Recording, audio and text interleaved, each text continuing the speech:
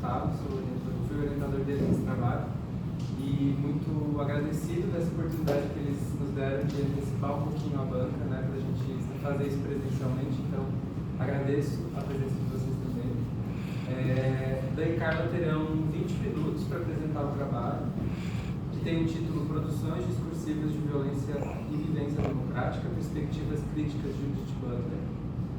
Terão 20 minutos, vão apresentar o que fizeram ao longo desse 1 ano e meio, aí, mais ou menos. Depois, a gente tem a banca avaliadora, que é composta pela professora Maria Celina, que infelizmente não pode estar presente por uma questão de saúde, mas ela encaminhou um parecer sobre o trabalho e eu vou fazer a leitura desse parecer. E depois o professor Yuri vai fazer as considerações dele. E, obviamente, depois vocês também vão poder comentar sobre o trabalho, sobre o que a banca comentar. Então, eu vou contar o tempo de vocês. Sei que vocês também já ensaiaram aí o tempo, né? Mas se passar um pouquinho do tempo, eu vou avisar para vocês cuidarem, tá bom? Então, eu sou uma pessoa feminista, sou Mané da Ilha, estudante, cônjuge e responsável por alguns pets. Então, eu sou Dan, né? Sou também Mané da Ilha, também sou estudante, sou cônjuge, sou família, né? Também sou responsável por pet e sou uma pessoa queer. Então, hoje nós estamos aqui para apresentar o nosso trabalho, intitulado, então, Produções Discursivas de Violência e Vivência Democrática, Perspectivas Críticas de Judith Butler. Nosso trabalho, então, é orientado pelo professor Gustavo Machado, né? E desde já, então, a gente agradece aí a todos vocês que estão aqui presentes com a gente, principalmente a banca. Então, introduzindo o nosso trabalho, né, a gente tem a psicologia política, então, latino-americana, a partir de 1980, se dedicando, então, a refletir e a intervir também sobre os efeitos psicossociais, né, em contextos aí fortemente marcados por violências e desigualdades. Psicologia política também tem, então, questionado o papel da própria psicologia dentro desses contextos que também são marcados por relações de poder, né, e aqui, então, nós temos também a ascensão de projetos políticos extremistas a partir da última década, onde disseminam muitos discursos de ódio e também muitas violências, né?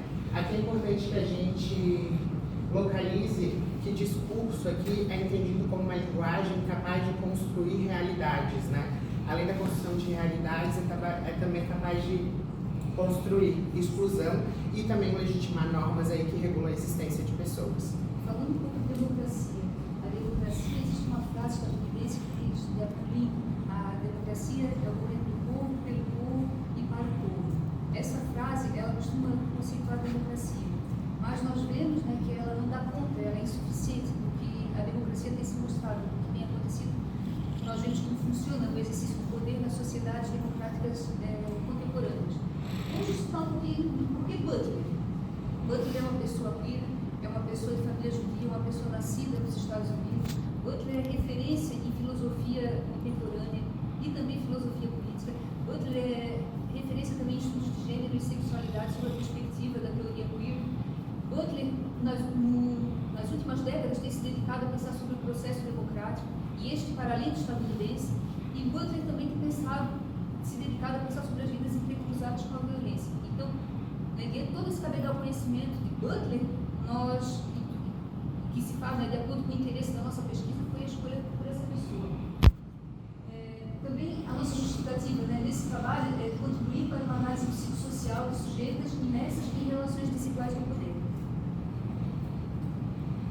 Então, diante disso, né, seguem os nossos objetivos. Então, como objetivo primário, nós temos compreender as produções discursivas de violência e suas implicações numa democracia a partir da obra de Judith Butler. Como objetivos secundários, nós temos, então, identificar as diferentes produções discursivas de violências na obra de Judith Butler e suas implicações dentro do processo democrático brasileiro, na nossa realidade, né? Examinar a produção discursiva de violência de gênero na obra de Judith Butler e seus impactos dentro do processo democrático brasileiro.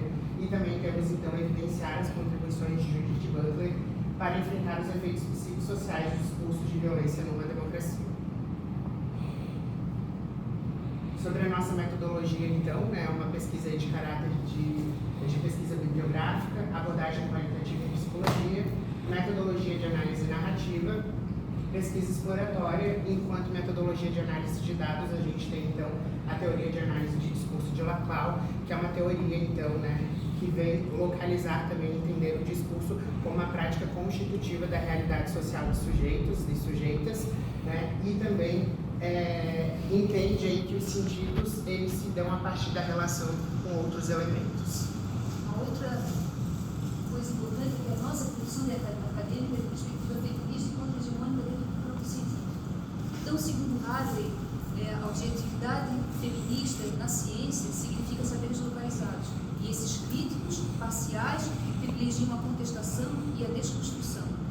E também nós fizemos um levantamento bibliográfico preliminar, onde nós encontramos apenas 2 artigos que têm similaridade com o tema que foi proposto pela nossa pesquisa. Aqui estão os livros, foram 10 livros e todos eles foram lidos. E aqui eles estão na ordem da data de publicação no Brasil, e o critério de seleção que foi utilizado foi a aproximação temática.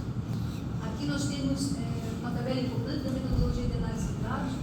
No centro nós vemos ali o objetivo principal, e a partir daquele objetivo principal nós traçamos 3 eixos de condução. Esses 3 eixos de condução são os objetivos secundários. E nas extremidades direita e esquerda são elementos de análise que nós trouxemos e que conversaram com esses eixos de condução. E nós vamos agora falar sobre cada um deles. Então, para começar, esses elementos de análise, nós vamos falar sobre precarização e enquadramento. Todos, né? Teoria butleriana. Então, Butler diz que, sobre a precarização, a condição para que alguém seja entendida como uma vivente em relação com a precariedade compartilhada, ou seja, a vulnerabilidade inerente a todos os seres vivos. E Butler diz que essa precariedade é distribuída de forma desigual, porque algumas pessoas são mais expostas à violência, à pobreza e à exclusão. E esse processo, isso é chamado de precarização. E essa precarização ela é induzida e acelerada por estruturas normativas.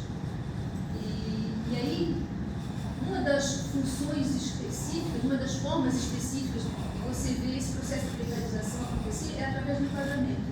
Enquadramentos são narrativas e representações que mostram como nós percebemos e valorizamos vidas. É como se a gente colocasse uma moldura, realmente, sobre as pessoas. E esses enquadramentos, eles são elaborados por esquemas de inteligibilidade, ditados por relações de poder, que produzem essas normas. Essas normas, por sua vez, elas dão condição de uma vida ser reconhecida como vida, né? Então, aquela palavra que foi grifada, reconhecida, porque não basta ser uma vida, ela tem que ser reconhecida como vida. É isso que Butler diz. E Butler diz, é como se você tivesse que se adequar a certas concepções, a certas ideias do que seja considerado uma vida, para que você seja reconhecida como uma vida. E aí, o que acontece? Algumas vidas se tornam, por serem mais reconhecidas, se tornam mais vivíveis e outras menos vivíveis. E aí, como exemplo, nós temos vários, né? Temos, nas classes sociais brasileiras, tem pessoas que realmente nós vemos que parecem que são consideradas mais vivíveis, porque são mais reconhecidas, e outras menos. Se nós formos nas comunidades precarizadas, né? Onde a maioria existe ali de mulheres, é composta por mulheres e jovens, pardas e pretas, quando acontece uma violência ou a morte em relação a essas pessoas, a comoção não é como a comoção que acontece em outras classes, então consideradas menos vivíveis. E também esse reconhecimento se dá pela repetição das normas, isso é importante falar, e pela condição de aparição. Então aqui nós temos, né, o tópico de violência de Estado. A gente retoma então essa ideia de enquadramento, né, e Butler vai trazer então uma problematização para o termo de violência, onde ele não é entendido como algo somente fixo, né, mas depende aí de produções então discursivas também, para que seja compreendido principalmente enquanto o Estado tenta manter o monopólio da força, né. Esse poder estatal acaba então legitimando algumas violências por meio da legalidade, né, como a gente tem, por exemplo, o acampamento Terra Livre, onde os povos originários vão até o Congresso Nacional, né, há mais de 20 anos, e, por exemplo, este ano, então, foram rechaçados por violência institucional em frente ao Congresso Nacional, demonstrando aí, né, o Estado em seu papel, legitimando violências e ainda no campo do que pode ser visível e o que pode aparecer, né. Então, a gente tem essa violência do Estado tomando aí essa conjuntura dentro desta moldura de enquadramento também, né. Falamos um pouco, vamos falar agora sobre o discurso de gênero e limitações. Então, para isso, nós trouxemos um exemplo. A vinda de Butler para o Brasil em 2017 para o seminário Os Fins da Democracia. Butler, isso foi em São Paulo, foi vítima de inúmeras violências, dentre elas jogando fora Butler, pegaram uma boneca vestida de bruxa, queimaram a boneca e essa boneca tinha na sua cara o rosto de Butler. E essas pessoas estavam naquele momento proferindo um discurso antigênero.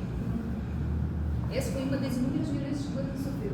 Então, Butler, no livro Discurso de Ódio, diz que quando nós somos chamados de algo, é uma das primeiras formas de injúria linguística. E esse chamamento introduz uma realidade pela citação de invocações passadas.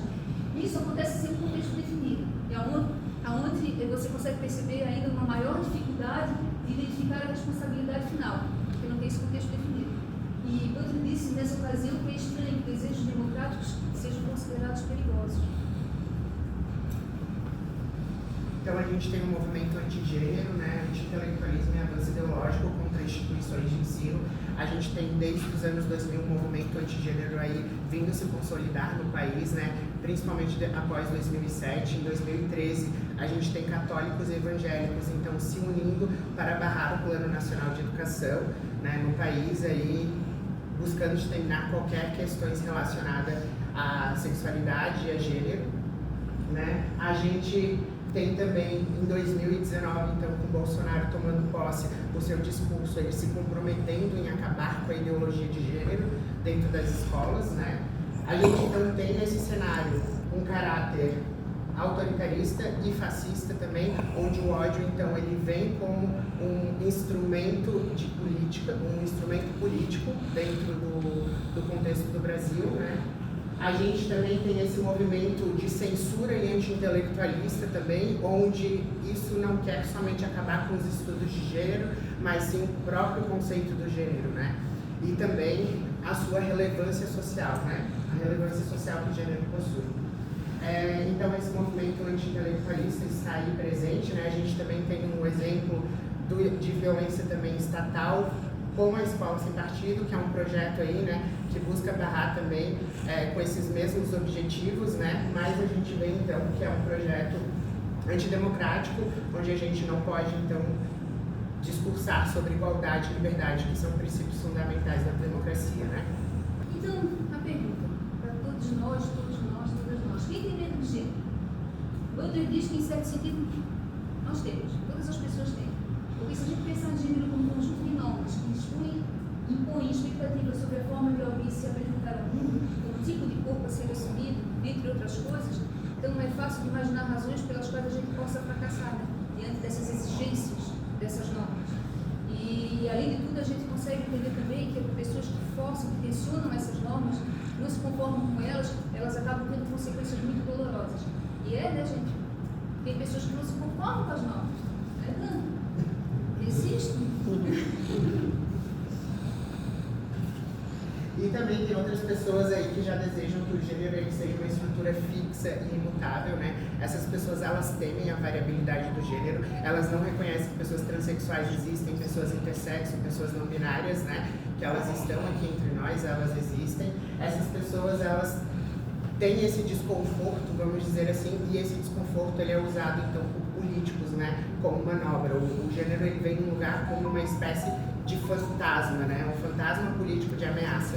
Então, assim como pessoas migrantes e pessoas travestis, transexuais, né? O gênero ele é demonizado e ele é articulado exatamente aí nesse caráter para trazer até mesmo um autoritarismo, né? Contribuições para enfrentar os efeitos psicossociais dos discursos de violência contra a democracia. Vamos para algumas contribuições de Butler. Para começar, de novo, sobre gênero, precariedade, alianças e assembleias públicas. Butler fala que nós devemos pensar o gênero para além das identidades. A gente tem que pensar o gênero como uma estrutura fundamental para a gente analisar as formas de poder. Porque o gênero consegue mostrar as desigualdades dessas formas de poder. E Butler, em uma das suas reflexões profundas, fala sobre o gênero e liga gênero à precariedade. E aí, Butler diz que a precariedade une pessoas minorizadas e é capaz de produzir alianças potentes. Por quê? Porque a precariedade ela atravessa categorias. E essas alianças potentes podem se dar entre pessoas que não reconhecem que pertencem umas às outras. Olha que coisa potente. E Butler fala a respeito de alianças, que corpos que são levados em um estado de precarização acelerada se reúnem em espaços públicos público, esses corpos que foram justamente nos lugares onde eles são invisibilizados, eles desafiam as normas de exclusão. A gente tem, então, as instituições de ensino como uma das contribuições, né? Onde, então, as instituições de ensino, elas têm o propósito de ampliar, então, horizontes de liberdade e de igualdade, né, em seus debates, trazendo, assim, um lugar onde o debate seja acolhido e seja um debate público e que diversos temas sejam, então, discutidos, né? Outro ponto que também é trazido em relação às instituições de ensino é que pessoas estão dentro dessas instituições de ensino e seja quem for que está aqui dentro também tem o direito de aparecer publicamente, também tem o direito de respirar sem medo, né? Nós vivenciamos aqui a instituição e a gente recebe esse impacto com a gente mesmo. E isso é uma das coisas que Butler traz exatamente em suas reflexões, né? Então é uma reflexão que traz para a prática e é uma prática que traz para a reflexão também. Então, depois eu falo um pouquinho de ética relacional, que é o encontro em articulação com Levinas, fala do encontro com o rosto do outro, que é um momento, um momento ético primordial. E é onde você consegue olhar para esse rosto do outro e você consegue perceber a vulnerabilidade desse ser, e aí você consegue se sentir responsável por essa pessoa. Também fala de vínculos de dependência, laços sociais, entre outros. A gente também tem, então, a questão de solidariedade, né? Butler entende a solidariedade como uma prática ética e política. É uma prática, é algo que exige, então, lidarmos com os antagonismos das nossas vivências, né? Esses antagonismos, eles não podem ser, então, extintos, vamos dizer assim, mas eles devem, sim, principalmente serem reconhecidos e discutidos, porque é a partir dessa configuração que temos aí campos para combater as relações de poder. Também temos a questão da pluralidade, a coabitação da Terra, né, onde todos nós coabitamos, a gente compartilha o mesmo mundo, a gente não escolhe com quem a gente compartilha, né, a gente não vai escolher aqui quem é que vai nascer, por exemplo, né. E então, Butler traz esse conceito dizendo que todos os seres vivíveis coabitam o mundo e são diferentes e são plurais entre si. A pluralidade, ela não deve ser apenas tolerada, ela deve ser valorizada, né? A pluralidade, ela nos antecede, exatamente porque faz parte da nossa vida política, né? Então, quando a gente tenta, por exemplo, reivindicar uma terra para nós, a gente está contribuindo, assim, para uma política do genocídio, né? E por fim, então, a gente pensar junto com Butler é a gente poder ir além da teoria, né? Como a gente trouxe aqui, porque Butler articula com autores, com autoras e principalmente com a realidade em que a gente vive, né? E é a partir dessa articulação, desse pensar junto, que a gente pode ver aí caminhos de resistência, né? E de reflexão mesmo, problematização, para a gente trazer aí mais progresso para a democracia.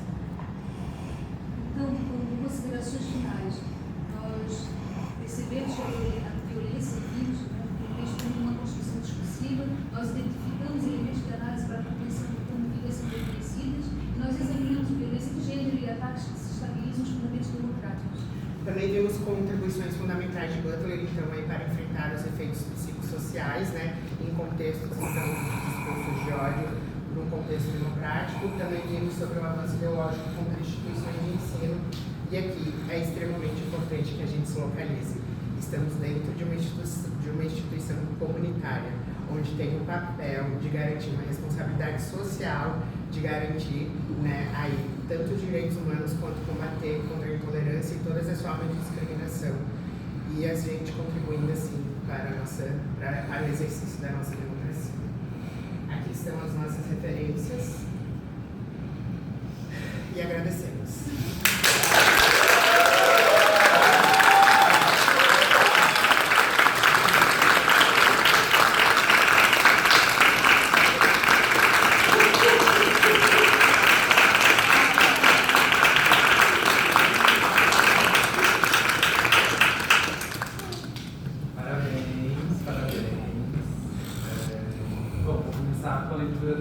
Das contribuições da Celina. Como eu falei, ela não pôde estar presente com a gente, mas gentilmente, mesmo muito doente, ela mandou as considerações dela. mental, tá tudo bem? Agora sim. Agora relaxa. A pior parte passou. O que eu acho é melhor. Quem tá aqui acha a pior parte. Então eu vou ler as considerações da Celina olhando para eles, porque é para eles, tá? Então imaginem a Celina aqui, tá? Mas é isso. Queridos, cumprimento acadêmico de Dana e Carla e os meus colegas Gustavo e Hugo, que participam dessa banca. Quero agradecer a confiança, o carinho e o convite por compartilhar nesse momento. A leitura do trabalho de vocês me trouxe uma chuva de emoções. Fiquei feliz pela qualidade do que eu estava lendo, pela maturidade da escrita e pelo empenho acadêmico nas reflexões. Mas, ao mesmo tempo, senti uma mescla de indignação ao me confrontar com esta realidade que ainda se apresenta, que muitas vezes acaba se naturalizando, o discurso de ódio. A relevância do trabalho está imposta, e ainda mais evidente na coragem de vocês em trazer para a academia um assunto tão sensível dentro de uma realidade crítica, mas, ao mesmo tempo, obscura e invisível diante de uma manipulação de poder. Ao abordar a psicologia política ancorada em Judith Butler, vocês trazem uma ferramenta crucial para resistir ao discurso de violência e enfrentar a precariedade das democracias. Judith propõe o gênero como uma estrutura analítica para entender as desigualdades sociais. Muito poderia falar, o trabalho de vocês instiga em cada item um ponto de reflexão, mas vou encerrar com o que eu coloquei nas considerações finais, o momento em que vocês trazem, mais uma vez, a proposta de uma reflexão crítica e ampliada, e assim conseguiram. Fico ainda mais feliz por encontrar, ao final do trabalho, mais uma vez, o pensamento de Martim Baró, autor que me auxiliou muito a compreender o fazer psicológico. Martim Baró traz o conceito de conscientização e alienação, o que me ajudou a entender minhas práticas sociais que se fazem a partir dessa perspectiva. Vocês instigam ao longo do trabalho o convite à conscientização de si, rompendo com as barreiras da alienação e fazendo-nos sujeitos ao autor de sua própria história. Com base nessas reflexões, eu não poderia deixar de resgatar Moreno, que nos convida a todo tempo para que cada um busque sua verdade, sua espontaneidade, quebrando suas conservas culturais, o que Judith Butler discute como precarização acelerada por ideologias neoliberais. Mais uma vez, parabéns pelo excelente trabalho. Desejo uma ótima caminhada para vocês. Agradeço também a confiança do Gustavo como professor e orientador. Tenho certeza que o resultado não seria diferente nas mãos dos queridos. E ao Yuri, que deve estar fazendo excelentes contribuições com vocês também. Um abraço. Essas foram as contribuições da série. Yuri, por favor, obrigado pela tua disponibilidade. Um prazer ter dividido contigo essa banca. Contigo. Beleza, a gente vou até cronometrar, tá? Também para me cuidar aqui, né? Primeiro quero agradecer o convite de vocês, né? Vocês foram uma dupla que me surpreendeu muito da formação de vocês, que vocês não são na mesma dupla na minha cabeça, né? Mas eles trouxeram um convite super bonitinho, escrito à mão, assim, coisa mais fofa, mais amada. Eu pensei, esse trabalho vai ser caprichado. E foi. Vocês entregaram um trabalho muito, muito bem feito. Então agradeço o convite, parabenizo já pela qualidade de trabalho, agradeço também o convite do Gustavo, nossa parceria, que vai se continuar de outras formas daqui pra frente, né?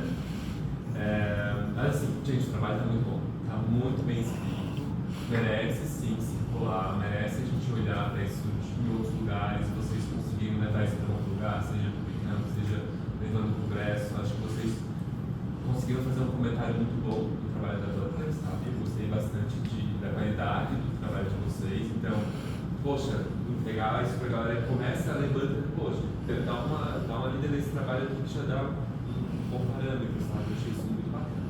Então, acho que esse trabalho merece circular, tá? Em questão de qualidade, em questão de pontos de discussão super interessantes, merece muito, tá? Então, assim, ó, parabéns mesmo, tá, gente?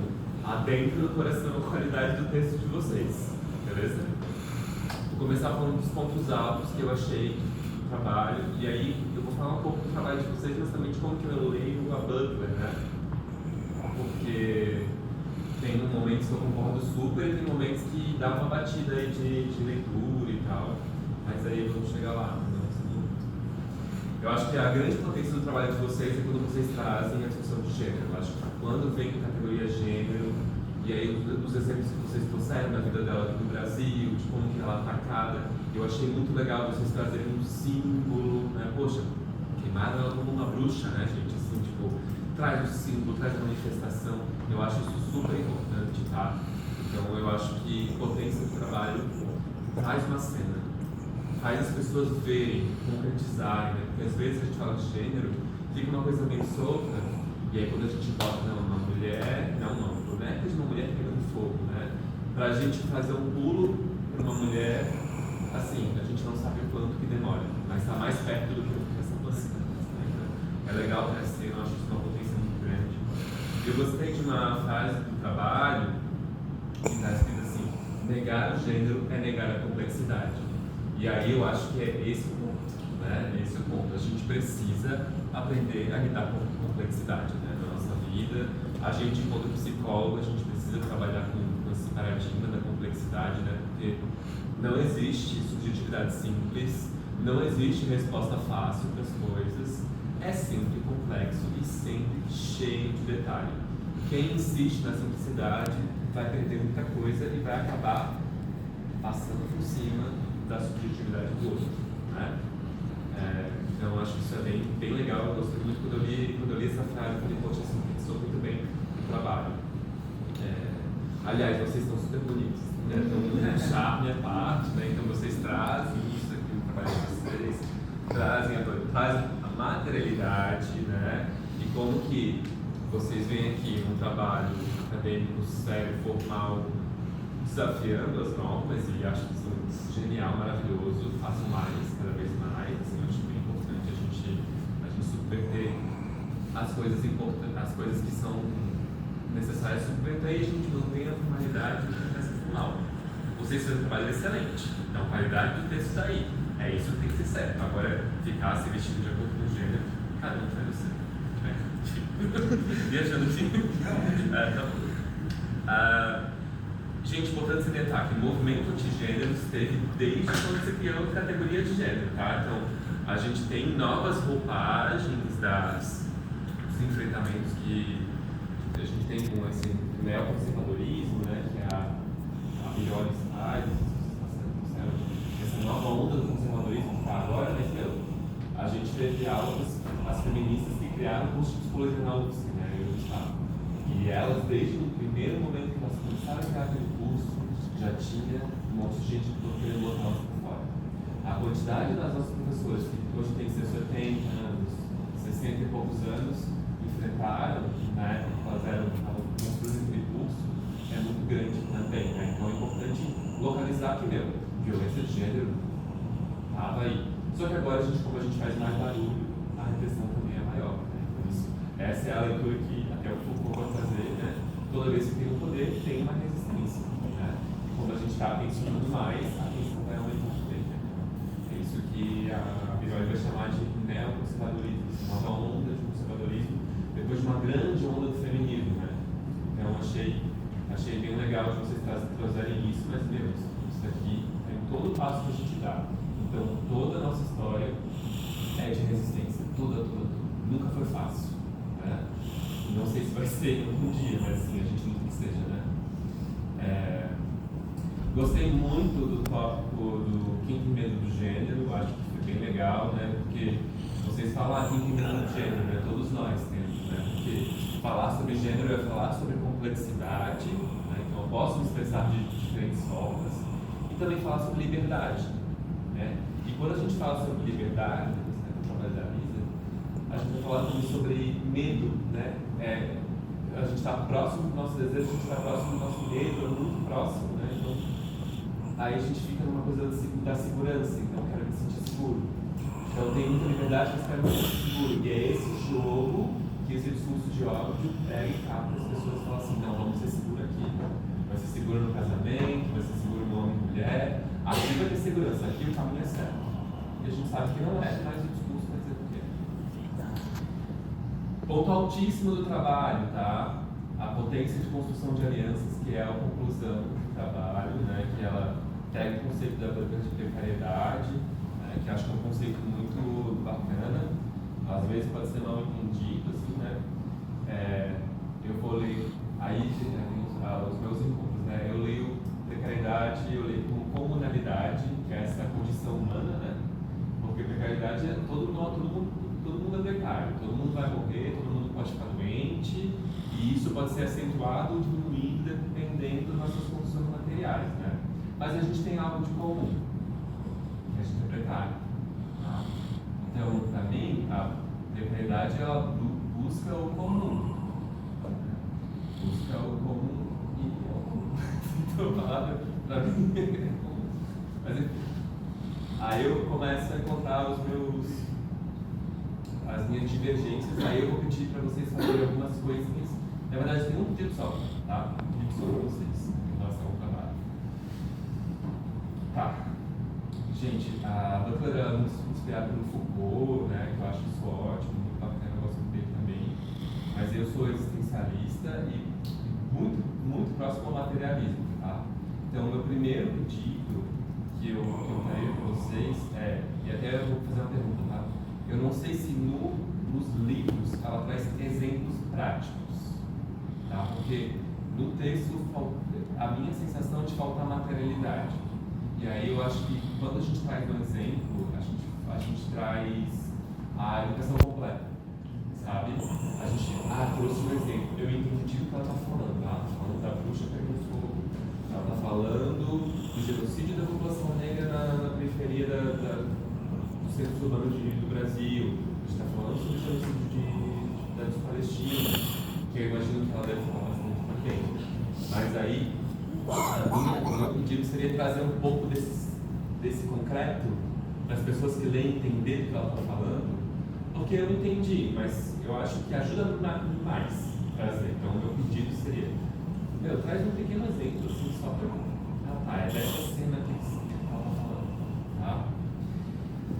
Aí, gente, o que bate em mim, assim, eu não dou muita conta é a questão da democracia, tá? Gente, tá dando 9 minutos, eu vou falar. Ó, A Celina falou 5. Então, ganhou 5. Parabéns, Gente, democracia, a Butler é estadunidense. Gente, democracia dos Estados Unidos, ó. E as pessoas as pessoas nem vão votar, gente. As pessoas não saem de casa para votar. Então, o que democracia é construída lá, né? E aí eu acho que seria importante trazer, se desse, né, uma discussão sobre democracia, né? Porque aqui foi chamada a Revolução Francesa dos ideais de liberdade, de igualdade, que era para a galera da Europa. Então, enquanto eles estavam pregando a democracia dentro deles, o resto do mundo estava ali sendo escravizado, sendo explorado, sendo estuprado. Então, gente, a democracia, esse conceito ele não funciona. Né? Então, e aí eu sei que é delicado a gente falar isso, assim, mas me dá um ruim, assim, pensar numa estadunidense falando que a gente tem que pensar em democracia. Quantas vezes os Estados Unidos levaram a democracia para os países, destruíram os países, né? Fizeram isso aqui em 2016, né? Então, assim, gente, é complicado, né? Eu acho isso. Mas aí a minha visão com a banda, não é com vocês, é com ela.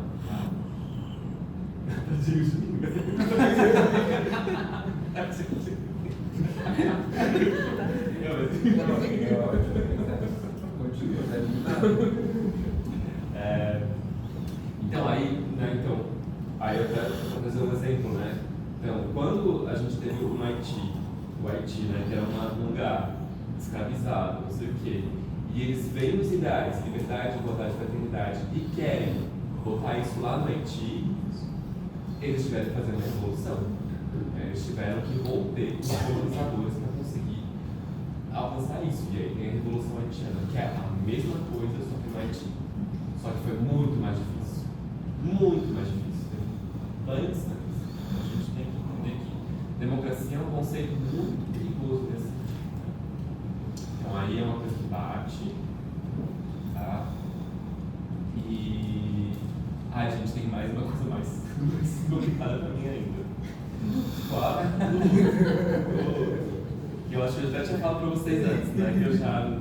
Gente, cara, vocês trouxeram mas o texto tinha muito essa coisa de direito ao luto, né? Cara, quem que autoriza esse luto? Eu acho que isso é uma pergunta que a gente tem que responder. Tem que estar ali. Quem que autoriza o luto? É o Estado? É a grande mídia? É o mercado? Alguém autoriza o luto de alguém, gente? Com certeza a mãe do jovem negro que é assassinado vai sofrer, sabe? Então a gente não autoriza o luto, não. Talvez a gente tenha um reconhecimento maior e tal, mas desculpa, mas me incomoda. E até eu peguei uma frase da Carla na apresentação que ela falou: nós percebemos e valorizamos certas vidas, né? Quem que é esse nós?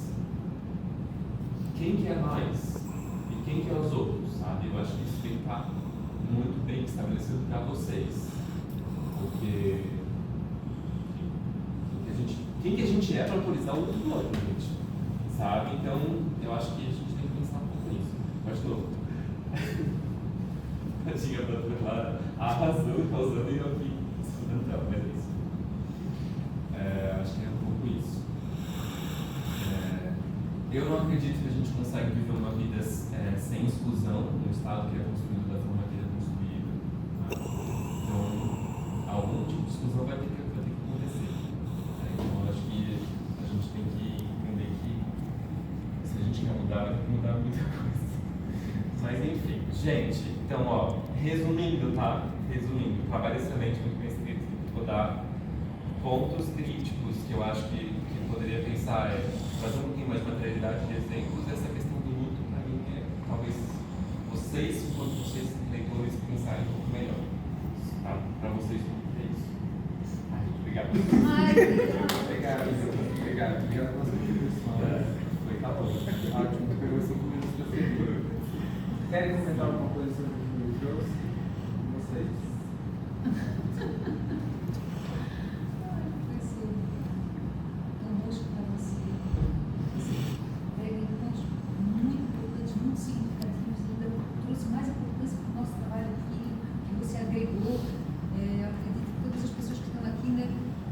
Ainda melhor a mensagem e nossa, só tenho que agradecer, porque a sua visão é uma visão que nós respeitamos.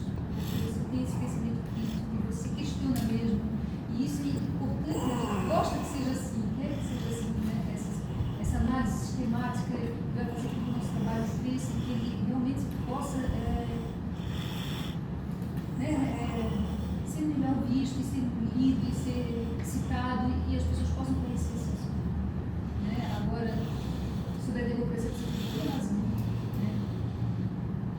Isso é de acordo com as especificidades de cada lugar, e são muitas, por isso esse conceito de democracia que a gente citou nos Estados Unidos era quase uma palhaçadinha, era uma gracinha para dizer que aquilo era insuficiente, e que não dava conta, e não dá conta mesmo.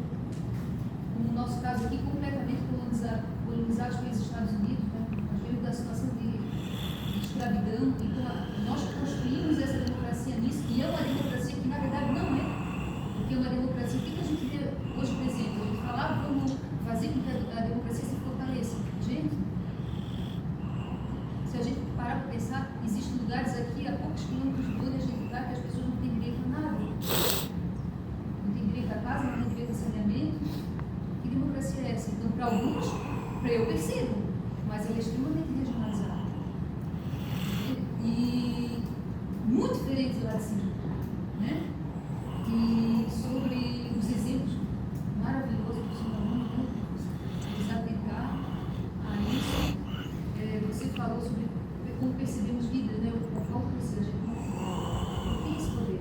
Ali era uma questão do enquadramento. Era um ponto de enquadramento. É um esquema interpretativo, tácito, ali subentendido, que faz com que você coloque ali, você olha para o professor e ali você coloca uma moldura e você perceba aquilo. Mas na realidade, isso não é a realidade. Tem tudo do lado de fora que é a realidade.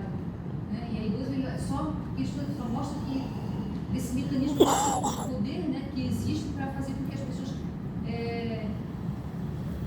percebam de modo seletivo.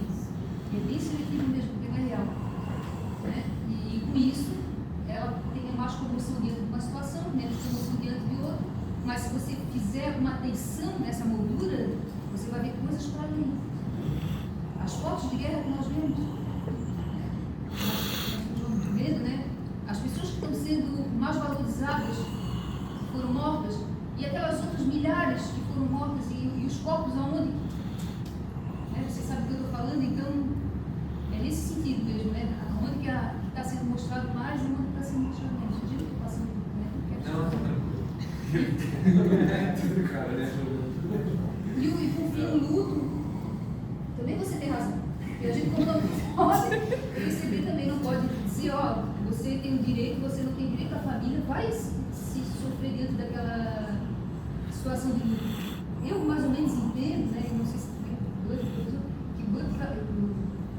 que olha só esse alto faro maravilhoso.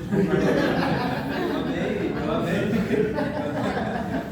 Foi uma falha, uma delícia.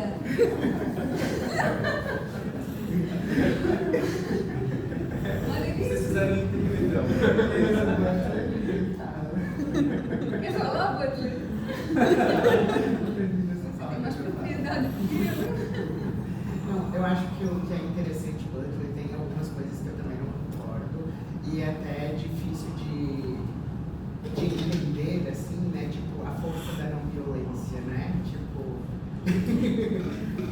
a força da não violência, você recebe violência, né? E você terá uma força não violenta, né? Mas o que eu acho interessante, Butler, é a gente poder criar imaginários mesmo de possibilidades, né? Então, o Butler nos traz essas possibilidades, né? É tipo, não temos isso hoje, mas e se a gente começar a imaginar a partir de agora, né? Então, eu acho que esse é um exercício da leitura de Butler, assim, né? Então, inclusive, aproveito para convidar, né, a todas as pessoas aqui a lerem Butler, né? Porque a gente tem aí um conservadorismo muito grande, inclusive, em relação a Butler, né? E é o anti-intelectualismo isso, né? Você está ali denominando algo que você não conhece, né? Então, enfim, fica o convite para a gente pensar novas possibilidades de mesmo. Muito interessante as suas contribuições, eu fiquei pensando em várias coisas, assim, acho que agora falando brevemente também na função de orientador do trabalho, assim, né? Eu acho que foi um desafio muito grande que o Dan e a Carla aceitaram, porque eles vieram com a ideia e eu fui dando ideias, e a gente foi construindo ideias, então a gente construiu uma pesquisa que ganhou uma dimensão muito maior do que a gente tinha pensado no começo, né? Então eu agradeço muito a parceria que a gente construiu, acho que vem construindo, né? Eu acho que a gente não fala, mas eles já apresentaram esse trabalho no Congresso Nacional de Psicologia Política, né? Já foram até Porto Alegre, no Encontro Nacional de Psicologia Política, já falaram sobre esse trabalho, né? Então estamos fazendo essa ideia circular de um jeito muito legal. Muito orgulhoso do trabalho que vocês produziram e seguem produzindo a partir dessa provocação que eu faço. De repente leiam tantos livros aí pra gente ver o que vai dar, né? E leram mesmo, foram atrás da leitura. Provocação deliciosa. É um prazer muito, é sempre instigado a cada nova orientação de pensar mais, de contribuir mais, de retomar as leituras que a gente fez para poder ajudar na contribuição de vocês. As duas questões, o Yuri falou sobre o luto e a democracia, sobre a materialidade. Sobre a materialidade foi um ponto que a gente foi trazendo recentemente ao trabalho, e eu acho que ficou tímido ainda na discussão do artigo. Talvez a gente possa pegar mais força nessa parte, a gente volta e meia trouxe algum exemplo. E até durante agora nos últimos cortes do texto, a gente tirou alguns porque ficava, por exemplo, aí quando a gente não está, o texto não está fluido, a gente pode retomar esses mesmos exemplos e trazer para uma maior discussão, né? Porque eles pareciam como um anexo do texto, não parecia incluído no texto, sabe? Então a gente vai trabalhar isso junto de uma melhor forma. E articulando sempre com a realidade brasileira, né? Considerando que é um estadunidense falando, fazer a articulação com a realidade brasileira. E a nossa democracia também foi um pouco que a gente trouxe o projeto todo agora, né? Na medida em que eles foram dentro dos textos, acho que isso é muito legal. Sobre o luto, eu não sei se concordo, porque eu não gosto muito de Butler. E eu acho que a questão não é da autorização do luto, mas do reconhecimento dele. Não, reconhecimento público. É público? É o reconhecimento público. É. E aonde está o público? A partir das mídias, a partir do Estado. Das condições materialidade de aparição. De aparição, exatamente. A própria materialidade do corpo, mídia, toda a movimentação que se faz, entende? E a gente tem visto exemplo agora mesmo, nesse sentido, né? De comoção que está sendo em relação a certos corpos que ainda não chegaram e outros, mais de 60 mil, que não se pergunta nada. Porque a proposta do plano não é necessariamente não autorizar o outro do outro, mas entender que há outros que não são reconhecíveis por conta desse enquadro, dessa condição de possibilidade de aparecimento público. Assim, é nesse sentido, não é necessariamente a autorização, não. Ela reconhece, legitima a ideia de tudo nesse sentido, só que não é autorizado e legitimado. Inclusive, o professor fala mesmo no livro, em um dos livros, que a família vai sentir muito os parentes, menciona, né? Só que fala dessa maneira, como o professor disse, que é justamente porque Deus vai pensar a igualdade de direitos a partir dessa questão. Reconhecimento. Por isso que a noção de reconhecimento, a Carla coloca o negrito ali, que é a Carla Dana coloca porque é um ponto central. E pega também na pergunta que o prof faz, né? Quem? Em relação ao poder, né? Quem está no poder, dessa possibilidade mesmo. Mas eu acho que fez a gente pensar em que a gente não tinha pensado, e acho que é muito bom. A gente repensar o artigo e pensar no aprimoramento dele, porque eu concordo contigo. O Ricardo faz um artigo de muita qualidade acadêmica que merece ser publicado. Acho que como exemplo já fica, porque se a gente pega no caso do Bruno Miguel, que caiu quando será com cidades, como é que foi transformado a história da mulher que foi lá para virar uma vítima? Exatamente. Então pega esse caso, sabe? E a gente, cara, como foi retratado na TV, quem teve direito a falar sobre isso, sabe? Eu acho que pegou um caso. Talvez, eu fiquei pensando, talvez seja legal a gente pensar em 2 artigos, não só, para poder pesar mais a mão nos exemplos na análise, porque esses 2 pareciam muitas páginas, a gente é um artigo, né? E é igual cada orientação a gente ia cortando para caber um artigo. Mas eu acho que a tua provocação é muito boa para a gente pensar nesse trabalho. Então, muito obrigado. Muito obrigado pelas suas contribuições. Maravilhoso. Gente, então agora eu e o Yuri a gente vai se retirar para fazer a avaliação secreta. A nota vocês não vão saber agora. A nota vocês sabem só o final do semestre, porque tem um compromisso fiscal, o trabalho lá na plataforma e também para ser junto com os colegas que também só terão a nota no final do curso. Então a gente vai saber se vai aprovado ou não e a nota no final do curso. Então, no dia 3 de outubro de 2025, tivemos reunidos às 18 horas no auditório do nosso curso, com o presidente da banca, o professor Gustavo, trabalhadores do para olhar artigos acadêmicos da lei e cargo, matriculados para o próximo intitulado Produção de Possíveis de Violência e Evidência Democrática, Perspectivas Críticas de Instituição. Após a deliberação, foram atribuídas as notas. E assim considera-se o trabalho aprovado.